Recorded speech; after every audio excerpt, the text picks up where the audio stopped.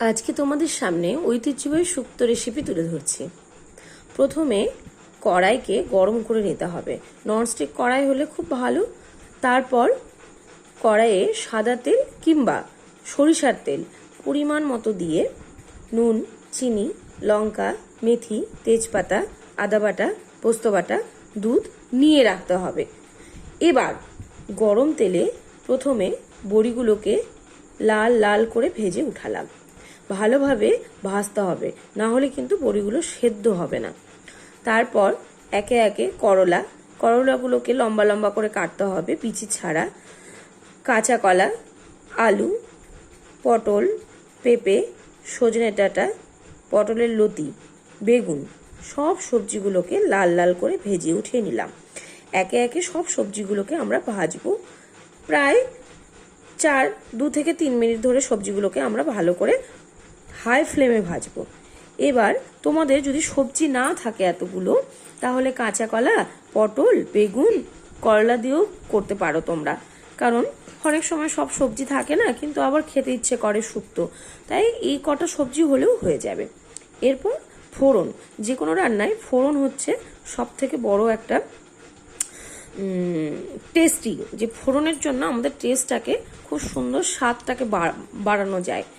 ফোড়নে আমরা দেব 2 শুকনো লঙ্কা, 3টা বা 4টা তেজপাতা, মেথি, আদা বাটা, মেথি বাটা, পোস্ত বাটা, পরিমাণ মতো নুন, চিনি।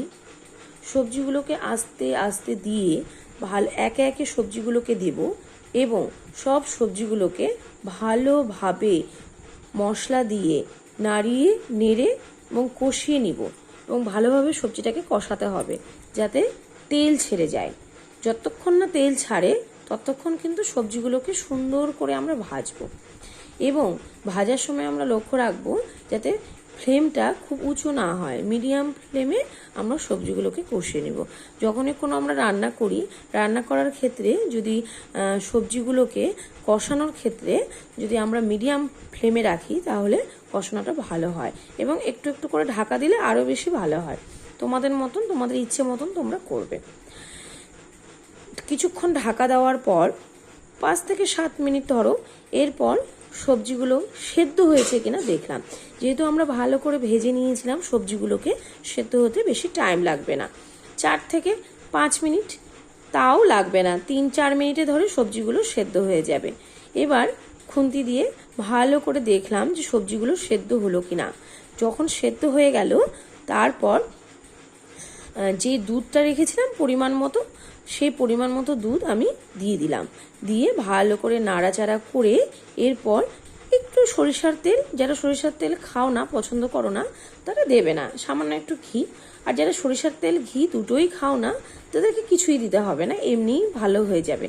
নুন এবং একটু চিনি দিয়ে, কারণ নুন চিনি লাস্টের দিকে দেবো, কারণ একবারে দিলে পরিমাণটা ঠিকঠাক বোঝা যায় না, ওই জন্য লাস্টের দিকে নুন চিনিটা অল্প করে সামান্য দিলাম। দিয়ে ফ্লেমটাকে একটু হাই করে দিলাম। হাই করে দেওয়ার পর ঢাকা দিলাম।